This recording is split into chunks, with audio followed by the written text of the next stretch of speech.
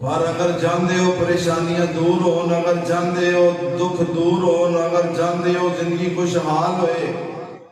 تے او دا ایک کوئی حل ہے، استغفار نو لازم چلدیاں پھردیاں استغفار، اٹھدیاں بیٹھدیاں استغفار، اپنے کاروبار معاملات نو مینٹین کردیاں ہویا استغفار۔ اور پتہ ہے دا فائدہ کی بہت بڑے امام گزرنے امام ابن القیم الجوزی رحمہ اللہ تعالی فرماندے نے کہ ایک عالم دین دے کولوں سوال کیتا گیا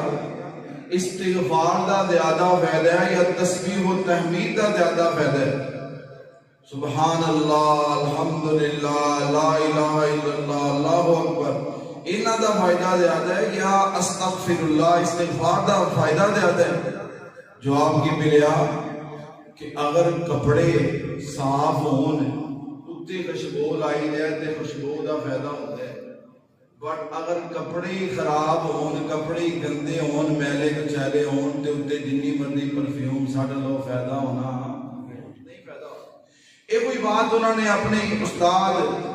شیخ الاسلام امام ابن تیمیہ رحمہ اللہ تعالیٰ کے سامنے ذکر کی تھی۔ کہنے لگے امام صاحب فرمان لگے اصل ساڑھے گناہ زیادہ نے تے گناہاں دی وجہ تو ساڑھے تے میل کچیل زیادہ چڑھی ہے، سانو چاہیے استغفار کر کے پہلے اپنے آپ نو پاک صاف کریے تے پھر سبحان اللہ الحمدللہ پڑھیں گے،